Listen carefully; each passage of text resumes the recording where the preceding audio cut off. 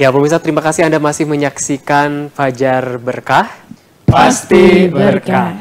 Tentunya masih bersama saya dan juga Pak Ustadz dan juga teman-teman di sini di Fajar Berkah.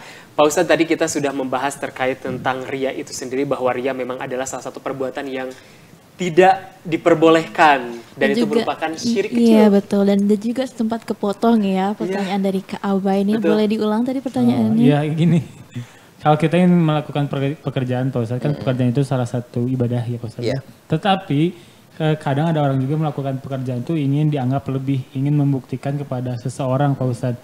Nah apakah rezeki atau mencari rezeki itu menjadi berkah atau tidak kepada kitanya?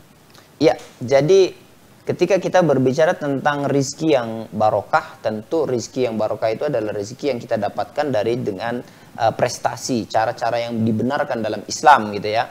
Maka kemudian ketika kita melakukan sesuatu atau kita kerja dengan niat-niat agar mendapatkan pujian dari bos kita, agar kemudian kita mendapatkan pujian dari teman-teman kita, ya kita semua melakukan amalan supaya orang melihat, ya, supaya orang menganggap kita ini hebat, gitu ya.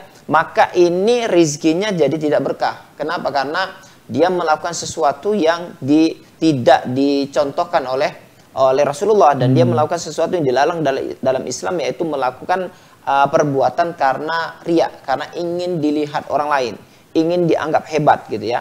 Padahal dalam Islam itu kalau kita melakukan amalan, kalau kita mau berkah, maka lakukan amalan itu murni karena Allah Subhanahu wa taala, bukan karena yang lainnya. Nah, seperti itu. Oke. Nah, Pak Ustadz, berkaitan dengan, karena setiap perilaku yang kita lakukan itu pasti memiliki dampaknya bagi kehidupan kita sehari-hari. Nah, kalau untuk ria sendiri dampaknya seperti apa? Iya, orang ria ini kan dia haus akan pujian. Betul. Ketika dia melakukan ibadah, ketika dia melakukan sebuah amal, ya amal itu memang besar. Tapi karena dia berharap pujian, ternyata orang yang mendapatkan orang yang melihat dia tidak memuji, maka itu akan menyakitkan hati. Karena hati ini kan itu kan penyakit hati, ya, penyakit hati yang membuat kotor hatinya. Kalau kemudian tidak diobati, maka penyakit itu akan semakin lama semakin kronis, semakin lama akan semakin parah, bahkan semakin lama akan semakin mematikan penyakit hati itu. Makanya kalau orang sudah punya sifat-sifat riya, maka dia harus segera bertobat, perbanyak istighfar, kemudian perbanyak zikir, perbanyak baca Al-Quran, baca lagi ya buku-buku tentang agama misalnya tentang Islam, itu nanti akan meredam hati dan melembutkan hati, sehingga kemudian tidak melakukan itu tadi amal yang karena bersandarkan pada riya, ingin dipuji oleh orang lain, seperti itu. Pak Ustadz nih, berarti riya ini bisa dikatakan juga bisa menyebabkan orang lain untuk melakukan perbuatan dosa lainnya, seperti menjadi iri, misalnya kan kita riya terhadap barang, kita memiliki barang terus dipamer-pamer, terus pada akhirnya orang iri sama kita. Nah, apakah kita juga mendapatkan dosa si orang yang iri? Gitu. Ya, jadi gini, kenapa dalam Islam itu diwanti-wanti atau dilarang sekali untuk melakukan dosa riya itu ya, untuk menunjukkan amal kita kepada orang lain supaya orang lain lihat ya.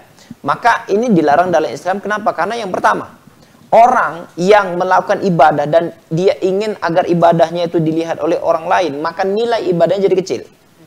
Ketika dia niatnya karena Allah, kan itu ibadah bernilai besar. Tapi ketika dia berniat bukan karena Allah, maka ibadah itu menjadi kecil. Makanya setan tuh suka bisikin itu. Supaya apa? Supaya kita nampak lebih hebat, supaya kita anggap kita ini lebih kuat, supaya kita ini menganggap diri kita lebih pintar gitu ya. Itu setan pandai itu. Dibisik-bisikinnya di situ.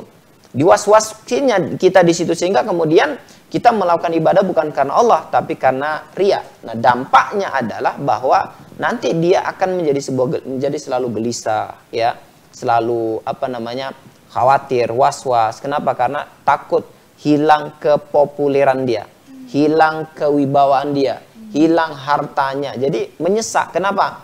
Karena hidupnya itu tidak melakukan sesuatu yang karena Allah, tapi semuanya ingin dipuji. Maka ketika tidak mendapatkan pujian, maka dia tidak akan mendapatkan apapun. Gitu.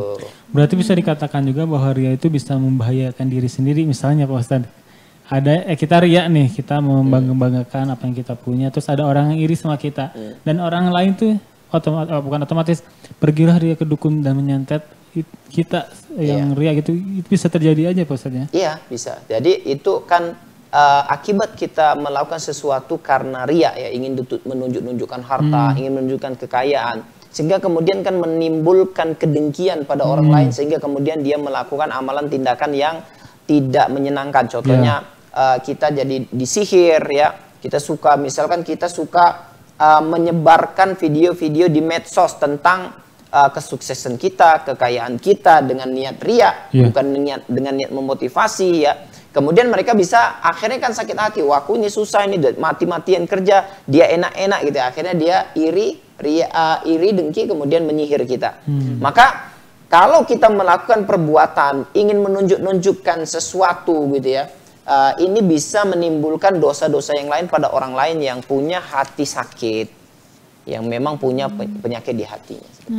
Seperti itu. Nah Pak Ustadz, aku mau nanya nih, misalkan kita suka beribadah, misalkan bersedekah gitu kepada orang nih Pak Ustadz, suka ya pokoknya bersedekah, terus orang tuh mikirnya kalau kita tuh ria, terus kita tuh jadi mikirnya ya udah nggak usah ngelakuin sedekah lagi, jadi nggak mau beribadah jadi gitu nggak mau ya. beribadah lagi biar supaya nggak disangka ria gitu Pak Ustadz. Itu gimana Pak Ustadz? Iya, jadi dalam masalah ketika kita melakukan ibadah atau melakukan amal soleh ya, yang penting kita sudah ikhlas. Kemudian apapun yang orang ucapkan, mungkin kita dianggap ria, kita dianggap ingin nunjuk-nunjuk. Kalau memang kita lakukan itu murni karena Allah Subhanahu wa taala, maka abaikan saja apa yang mereka ungkapkan. Jangan kemudian apa yang mereka ungkapkan kemudian menjadi kelemahan bagi kita, sehingga kemudian kita nggak berani untuk melakukan tindakan. Kita nggak berani untuk beramal soleh ya. Karena nggak semua amal soleh itu harus disembunyi-sembunyikan. Ada amal-amal soleh yang merupakan menjadi ikhtiar. Contohnya adzan kan, Allahu Akbar, Allahu Akbar.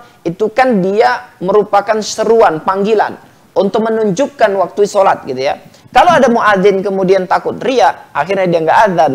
Susah kita mau ke masjid gimana gitu ya. Kenapa? Karena ketakutan ria. Nanti aku buat ini jadi ria, buat ini jadi ria, buat ini lagi jadi ria. Nggak boleh ya. Nggak boleh kita kemudian asal melakukan sesuatu, dan itu bisikan syaitan. Dan itulah yuwaswisu fi sudurin nas, itu di situ. Dia membisikkan sesuatu sehingga kemudian kita menganggap bahwa kita lebih baik nggak usah buat amal lah daripada kita melakukan riya. Ya, padahal urusan riya kan urusan kita dengan Allah. Allah yang tahu. Toh kalau kemudian kita melakukan amal ibadah karena riya, kemudian kita tersadar, kemudian kita bertobat, maka amal-amal yang sudah kita lakukan itu akan kembali mengalir. Makanya ketika saya bertanya, ketika ada yang bertanya, orang bersedekah itu apakah harus ikhlas dulu atau nggak apa-apa sedekah dalam keadaan riya aja gitu ya. Yang penting sedekah. Maka saya jawab gini. Urusan riya atau tidak itu kan serah Allah Subhanahu wa taala. Ya, kalau urusan sedekah maka yang pertama adalah banyak dulu. Nggak usah mikir sedekah sebanyak-banyaknya, kan gitu. Tanpa memikirkan aku ini sedekah riya atau enggak ya. Ya, karena kalau semua orang ketakutan dengan untuk tidak bisa melakukan apapun hanya gara-gara dia ingin menjaga supaya dia tidak riya gitu ya, maka akhirnya tidak ada orang yang beramal. Ya, akhirnya kita nggak beramal kan? Kenapa? Karena takut riya. Nanti buat ini takutnya dibilang riya, buat ini takutnya dibilang riya. Berhenti kita untuk mendengarkan apa yang orang ucapkan. Yang penting kita lakukan apa yang ingin kita buat, dan itu diridai oleh Allah Subhanahu wa taala, dan insya Allah akan melahirkan keberkahan dengan izin Allah Subhanahu wa taala. Nah, Pak Ustadz, terkait tentang riya ini tadi, bahwa dampaknya itu kan bukan hanya untuk diri sendiri, yang bisa juga menyebabkan iri bagi orang lain. Nah, ini bagaimana Pak Ustadz? Antara yang pertama orang itu melakukan riya, kemudian menimbulkan iri bagi orang lain. Nah, itu seperti apa nih untuk kasusnya? Jadi kasusnya memang banyak seperti itu. Akhirnya dengan kita menunjukkan harta kita, dengan kita menunjukkan kesuksesan kita, akhirnya membuat orang dengki kepada kita, ya hasad kepada kita. Kemudian dia akhirnya kan mengganggu. Mengganggu itu dengan tujuan apa? Tujuan agar kita kehilangan daripada nikmat yang Allah sudah sediakan kepada kita. Makanya untuk melakukan riya ini memang betul-betul dihindari. Jangan sampai kita melakukan hal-hal yang memang ada unsur riya di situ, sehingga kemudian membuat justru hidup kita semakin susah, gitu ya. Hidup kita semakin sulit. Kenapa? Karena kita akan sulit bermuamalah. Karena orang akan menilai bahwa apapun yang kita buat itu bukan karena Allah. Apapun yang kita buat itu hanya ingin mendapatkan pujian. Makanya ciri-ciri orang riya itu.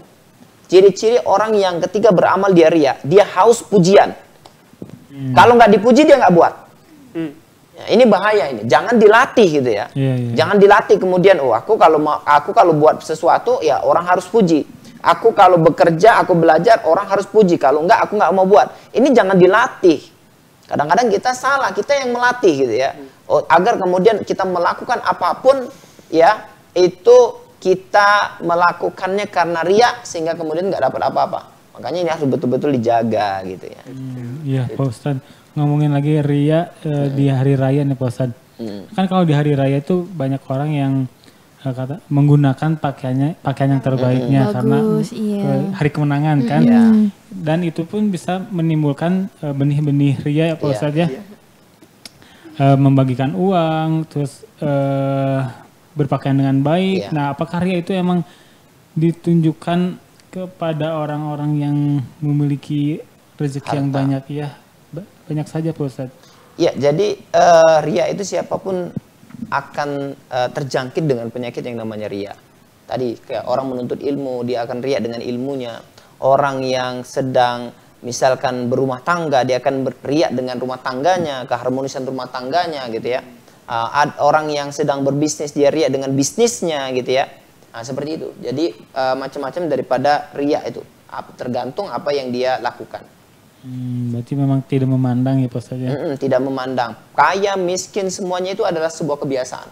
Kadang-kadang orang miskin juga riya ya gitu ya. Walaupun nggak ada yang dia riakan, tapi dia riya bahwa dia, aku ini miskin kan gitu. Dia semangat dengan kemiskinannya dan dia riya dengan kemiskinannya itu. Gitu ya.